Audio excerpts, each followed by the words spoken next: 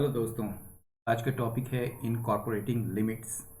ये लिमिट्स जो है इसको मतलब समझिए। लिमिट्स मतलब अच्छा पहले तो ये मतलब समझिए इनकॉर्पोरेट का मतलब क्या होता है। इनकॉर्पोरेट का मतलब होता है किसी चीज़ को शामिल करना किसी चीज़ में, ठीक है। और लिमिट्स मतलब तो जानते ही हैं, सीमाएं जो होती है। लेकिन ये सीमाएं किस चीज़ को लेकर है? ये सीमाएं हैं हेट स्पीच को लेकर, यानी कि नफरत भरी जो भाषा है या जिसको अभद्र भाषा भी कह सकते हैं, ठीक है, या भाषण कह सकते हैं, ठीक है ना। तो ऐसे नफरत फैलाने वाले जो स्पीचेस होते हैं, जो भाषण होते हैं, उसको लेकर जो सीमाएं क्या होनी चाहिए, उस सीमा को जो है इनकॉर्पोरेट करना है। इनकॉर्पोरेट कहाँ करना है, शामिल कहाँ करना है? कानून की किताबों में, यानी कि वो एक कानून बने जिससे कि ये इस पर रोक लगाई जा सके। तो आगे बढ़ते हैं। Proposed hate speech provisions should be clear and free of vagueness। ये जो प्रस्तावित जो नफरत फैलाने वाली जो भाषण होती है, उससे संबंधित जो प्रावधान है, जो प्रोविजंस है, वो क्या होना चाहिए? स्पष्ट होना चाहिए। एंड फ्री ऑफ वैगनेस, और अनिश्चितता से मुक्त होनी चाहिए, मतलब कि उसमें कोई भी अनिश्चितता नहीं होनी चाहिए, ठीक है। Speech is free but it is a freedom that comes with responsibility. कहा जा रहा है कि स्पीच जो है, वाक या कह सकते हैं जो भाषण है या बोली जो है, वो स्वतंत्र होता है। लेकिन लेकिन ये जो है फ्रीडम है, ये जो एक स्वतंत्रता है जो रिस्पॉन्सिबिलिटी के साथ आता है, जो जिम्मेदारी के साथ आता है। एंड रिस्पॉन्सिबल स्पीच, और एक जिम्मेदार जो भाषण कह सकते हैं या बोली कह सकते हैं, इज नॉट जस्ट समथिंग, ये केवल, जस्ट मतलब केवल, ये केवल वो चीज नहीं है that does not contain abuse, defamation और इंसाइटमेंट टू वायलेंस, जिसमें जो है दुर्व्यवहार या कह सकते हैं डिफेमेशन, यानी कि किसी पर आरोप लगाना या किसी किसी को बदनाम करना, या फिर इंसाइटमेंट टू वायलेंस, या फिर आप कह सकते हैं हिंसा को जो उकसाते हैं, जो भड़काते हैं, केवल उसमें वो ही शामिल नहीं होता है, ठीक है ना। यानी कि कहने का ये मतलब है, जो रिस्पॉन्सिबल स्पीच है उसका ये मतलब नहीं है केवल कि उसमें जो है एब्यूज़ हो या फिर डिफेमेशन हो या इंसाइटमेंट टू वायलेंस जो है वो नहीं रहने पर वो रिस्पॉन्सिबल स्पीच हो जाएगा, ऐसी बात नहीं है। इससे कहीं ज़्यादा होता है। समझ गए हैं? फिर से समझिए इसको। रिस्पॉन्सिबल स्पीच जो होता है वो केवल वो कुछ नहीं होता है जिसमें जो है ये एब्यूज़ यानी कि दुर्व्यवहार, डिफेमेशन यानी कि बदनाम करना जो होता है, या फिर इंसाइटमेंट टू वायलेंस या हिंसा को भड़काना जो होता है, केवल इसमें यही शामिल नहीं है, बल्कि इससे भी कुछ और ज़्यादा शामिल है, तब रिस्पॉन्सिबल स्पीच होता है। It is increasingly seen as expression, ये जो है क्या देखा जा रहा है, इसे देखा जाता है ज़्यादा से ज़्यादा किसके रूप में? इट इज़ मतलब रिस्पॉन्सिबल स्पीच को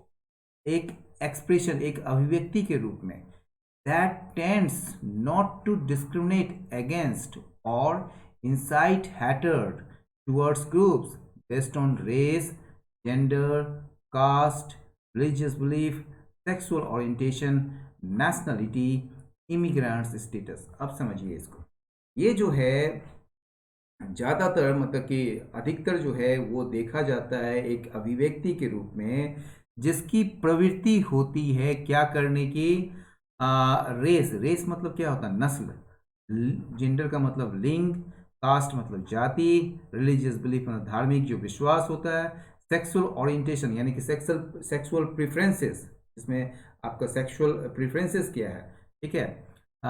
जैसे कई लोग बाइसेक्सुअल होते हैं, कई लोग अलग अलग मतलब कि ये होते हैं,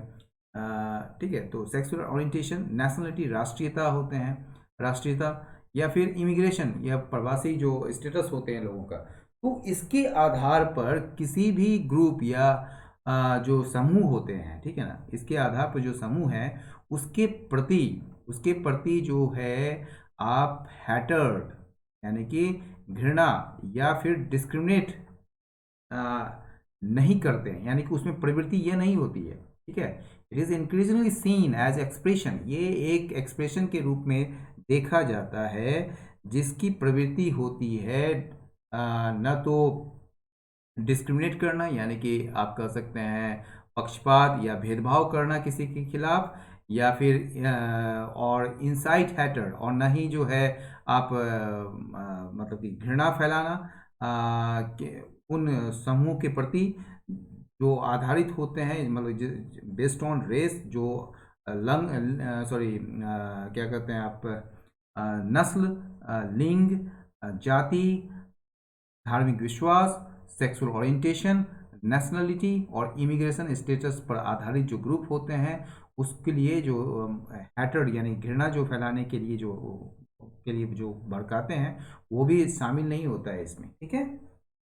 The world has moved away from a free speech doctrine based on a formal equality among different viewpoints to one, ठीक है, that discourages the targeting of any vulnerable section। ये देखिए, दुनिया जो है अब क्या हुई है, वो आगे बढ़ गई है। कहाँ से? एक फ्री स्पीच डॉक्ट्रिन से, यानी कि स्वतंत्र या मुक्त भाषण सिद्धांत से, जो कि आधारित होता था किस चीज़ पर? Formal equality among different view points, ठीक है ना। यानी कि अलग अलग जो विचार होते थे, ठीक है ना, अलग अलग या विभिन्न विचारों के बीच जो एक फॉर्मल इक्वलिटी होता था, एक औपचारिक समानता होती थी, उसके आधार पर जो एक फ्री स्पीच डॉक्ट्रिन हुआ करता था, उससे आगे बढ़कर अब कहाँ आ चुकी है? To one. वन का मतलब क्या हुआ? यहाँ डॉक्ट्रिन हुआ, ठीक है ना। तो ऐसे सिद्धांत को अपनाई है जो डिस्करेज करता है, हतोत्साहित करता है इस चीज को, targeting of any vulnerable section, किसी भी कमजोर वर्ग को जो है निशाना बनाने को लेकर जो को हतोत्साहित करता है, ठीक है ना, यानी कि डिस्करेज करता है। The term hate speech and calls for laws that specifically seek to punish it arise from this inclusive understanding of the basis on which speech is restricted in modern democracy। ये जो term है hate speech, यानी कि घृणा या नफरत फैलाने वाला जो भाषण है, और कॉल्स फॉर, और ये कॉल्स फॉर का मतलब होता है डिमांड, ठीक है ना। ये जो डिमांड है एक ऐसे कानून को जो विशेषकर चाहती है उनको पनिश करना, यानी कि हेट स्पीच को पनिश करना, ये उत्पन्न होता है कहाँ से? इस दोनों के लिए अराइज आया, ये वर्ब है आपका, ठीक है, hate speech and calls for laws, ठीक है, that specifically seek to punish it. Arise, ये उत्पन्न होता है कहाँ से? From this inclusive understanding of the basis on which speech is restricted in modern democracy. यानी कि जो मॉडर्न डेमोक्रेसीज है, यानी कि जो आधुनिक लोकतंत्र है, उसमें जो एक स्पीच को, यानी कि भाषण को या बोली को जो प्रतिबंधित किया जाता है, उसके आधार, उसका जो आधार, जिस आधार पर जो है कह सकते हैं एक ऐसा बेसिस जिस पर स्पीच को रेस्ट्रिक्ट किया जाता है, एक ऐसा आधार मॉडर्न डेमोक्रेसी में, एक ऐसा आधार जिसमें जो स्पीच है या कोई भाषण दे रहे हैं या कोई आप कुछ कह रहे हैं, तो उसको जो उसमें जो एक प्रतिबंध लगाया जाता है, उसका जो एक इंक्लूसिव अंडरस्टैंडिंग है, यानी समावेशी जो एक समझ है, ठीक है, वहाँ से ये उत्पन्न होता है ये हेट स्पीच, और इसके लिए जो कानून है जिससे कि इसको पनिश किया जा सके, ठीक है। इन दिस बैकड्रॉप, अगर देखेंगे इस पृष्ठभूमि में, the proposal to incorporate provisions against hate speech in the penal law is quite welcome. तो इस पृष्ठभूमि में क्या देखते हैं, ये जो प्रपोजल है, ठीक है, इनकॉर्पोरेट करने का उन प्रावधानों को हेट स्पीच के खिलाफ इन द पीनल लॉ, दंडात्मक कानून में, यानी कि, ठीक है ना, इज क्वाइट वेलकम, यानी कि पीनल लॉ में हेट स्पीच को शामिल करने के जो प्रावधान हैं, उनको वो जो प्रावधान, मतलब कि प्रावधान है, उनके लिए जो प्रपोजल है वो काफ़ी मतलब कि वेलकम है, स्वागत योग्य, ये प्रपोजल के लिए ईज आया है, ठीक है ना, कहने का प्रपोजल समझते हैं ना। तो committee appointed by the union home ministry, यानी कि केंद्रीय गृह मंत्रालय के द्वारा नियुक्त एक कमिटी, जिनको सौंपा गया है, task with recommending changes in criminal law, यानी कि जो आपराधिक कानून है उसमें बदलाव को सिफारिश करने के लिए उन्हें मतलब काम सौंपा गया है कमेटी को, जिसको कि अपॉइंट किया गया है यूनियन होम मिनिस्ट्री के द्वारा, इज़ वो जो है, ये कमेटी जो है इज़ नाउ सीकिंग टू, वो चाह रही है फॉर्मुलेट करना, मतलब कि बनाना या निर्मित करना नए प्रोविजंस को, नए मतलब कि प्रावधानों को, जो हेट स्पीच को एक सेपरेट ऑफेंस बनाएगी। जो हेट स्पीच को, हेट स्पीच मतलब नफरतवादी भाषण जो होते हैं, उसको एक अलग ही अपराध बनाएगा, ठीक है ना। The term hate speech may not be used, ये जो टर्म है हेट स्पीच का, ठीक है ना, वो भले मतलब कि उसका इस्तेमाल नहीं किया जा सकता, बट द पैनल इज, ठीक है ना, ये पैनल है और ऊपर जो है ये पीनल है, ठीक है ना। तो ये जो पैनल है, जो जजों का जो पैनल है या जो भी लोगों का पैनल है, ठीक है, वो जांच कर रही है रिकमेंडेशंस की, यानी कि सिफारिशों की, जो दिया गया था made by the law commission, यानी कि लॉ कमीशन के द्वारा जो सिफारिश की गई थी, और जो किसके द्वारा, एंड द एक्सपर्ट कमेटी, और एक्सपर्ट कमेटी के द्वारा ये जो सिफारिशें दी गई थी और लॉ कमीशन के द्वारा जो सिफारिश दी गई थी, जिसकी अध्यक्षता जो है टी के विश्वनाथन ने की थी, ठीक है ना। ये किस चीज़ को लेकर था, ये recommendation on adding section 153C and 505A to the IPC. ये जो था आईपीसी में 153C और 505A को शामिल करने, मतलब ये धारा को शामिल करने को लेकर ये सिफारिश दी गई थी टी के विश्वनाथन की अध्यक्षता में, जो एक एक्सपर्ट कमेटी बनी थी, और लॉ कमीशन के द्वारा जो है एक मतलब कुछ रिकमेंडेशन दिए गए थे, तो उसकी जो है ये जांच कर रही है, ठीक है, ये कमेटी, ये panel. The proposed section 153C would target speech that gravely threatens any person or group with intention to cause fear or alarm or incite violence towards them and prescribe a sentence of 2 years in prison and a fine, ठीक है। ये जो propose section, जो प्रस्तावित जो धारा है मतलब कि 153C, ठीक है ना, ये निशाना बनाएगी या टारगेट करेगी उन मतलब कि भाषण को या उन बोलियों को, ठीक है, जो ग्रेवली, जो गंभीर रूप से थ्रेटन्स करती है, धमकाती है किसी भी व्यक्ति को या किसी भी ग्रुप को इस इरादे के साथ, जिससे कि फियर और अलार्म पैदा किया जा सके, यानी कि डर और भय या चिंता पैदा किया जा सके, या फिर उसको या फिर हिंसा भड़काती है उनके खिलाफ, ठीक है ना, या उनके प्रति जो है हिंसा भड़काती है, तो उसको जो है ये टारगेट करेगी, ठीक है। और ये जो है प्रेस्क्राइब करेगी, यानी कि निर्धारित करेगी सेंटेंस को, यानी कि सज़ा को, 2 साल की सज़ा को जेल में, एंड फाइन, और फाइन भी करेगी। फाइन मतलब जैसे कर सकते हैं, जैसे आप स्कूल नहीं जाते हैं, या फिर फाइन समझते हैं ना, जो फाइन, जो दंड देते हैं आप, ठीक है ना। सेक्शन 505, यानी 505A, 505A जो है दूसरी, और जो 505A है सेक्शन, यानी कि धारा,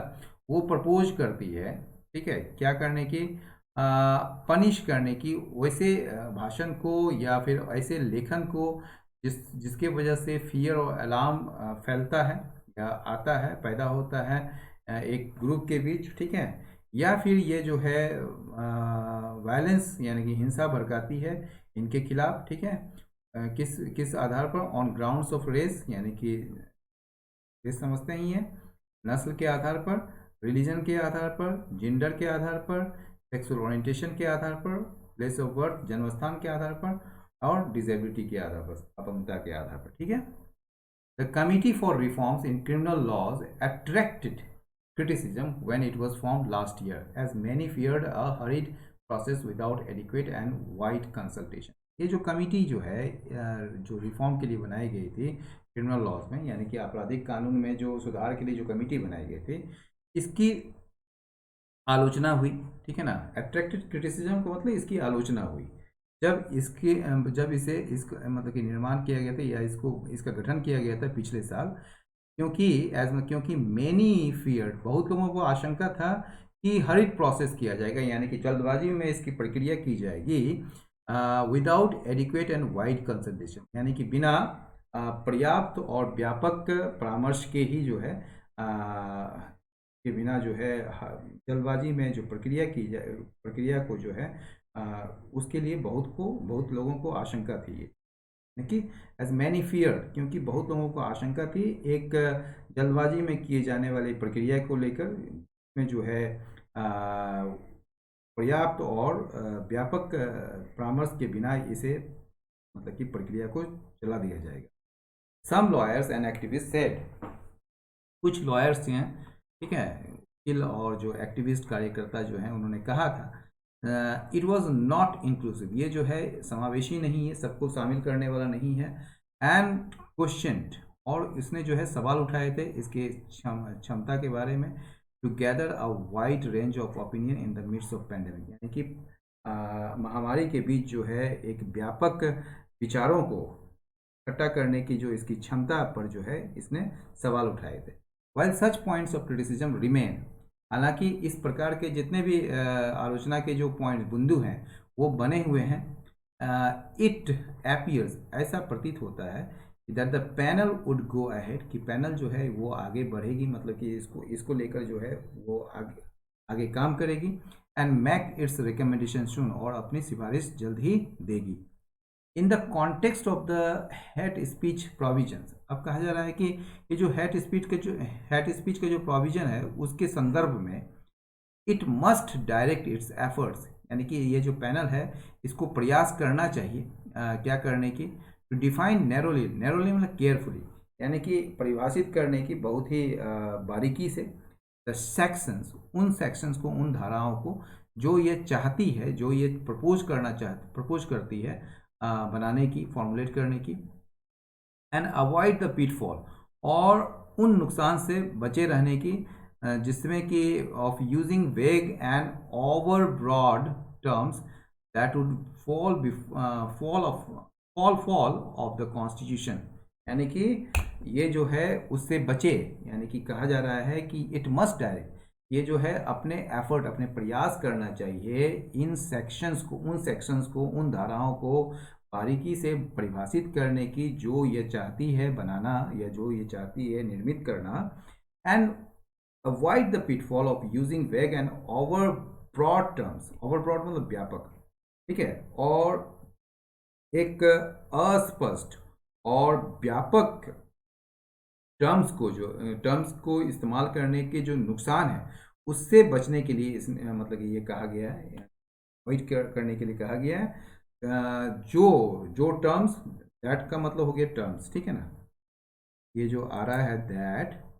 ये आपका टर्म्स के लिए आ रहा है, ठीक है, डेटिव प्रोनाउन है, दैट वुड फॉल का मतलब होता है to be in conflict with something, यानी कि फॉल मतलब जो कॉन्स्टिट्यूशन के विरुद्ध जाएगा, यानी कि कॉन्स्टिट्यूशन का ये उल्लंघन करेगा, ठीक है।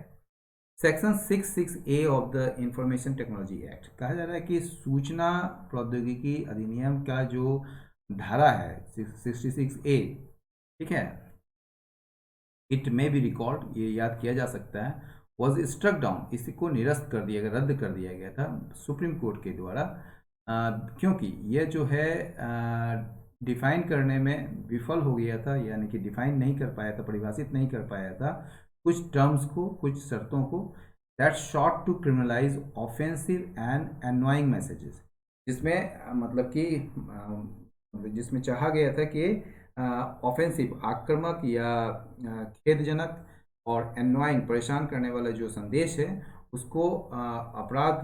या उसको जो है अवैध करने की जो एक कोशिश की गई थी उस टर्म्स में, तो उसको डिफाइन करने में जो ये फेल हो गया था, ठीक है ना, तो इस वजह से सुप्रीम कोर्ट ने जो है 66A सेक्शन को जो है इंफॉर्मेशन टेक्नोलॉजी एक्ट के उसको स्ट्रक डाउन कर दिया था, मतलब रद्द कर दिया गया। एवर सिंस दिस 2015 डिसीजन, 2015 के इस डिसीजन के बाद से सम गवर्नमेंट्स, कुछ सरकारें जो है, सी अ लेकुना, ये मतलब कि ये देखती है, खामी को देखती है, इन द लॉ, उस कानून में जो संबंधित है ऑफेंसिव मैसेजिंग से ओवर द इंटरनेट, यानी कि इंटरनेट पर जो ऑफेंसिव, जो खेदजनक कह सकते हैं, खेदजनक नहीं कहिए, एक आपत्तिजनक जो, हाँ आपत्तिजनक जो मैसेज करते हैं, या आपत्तिजनक जो संदेश भेजते हैं इंटरनेट पर, उससे संबंधित जो कानून है उसमें खामी को देखते हैं कुछ सरकारें। If at all new sections, यदि सभी नई धाराएं आर टू बी इंट्रोड्यूस्ड, मतलब कि उसको शामिल की जाती है या उसको लाया जाता है। इट शुड बी क्लियर, ये क्लियर होना, स्पष्ट होना चाहिए कि what is sought to be punish, कि क्या पनिश किया जाना है, यानी क्या किसको जो है मतलब कि if it should be clear, ये स्पष्ट होना चाहिए कि दैट कि जो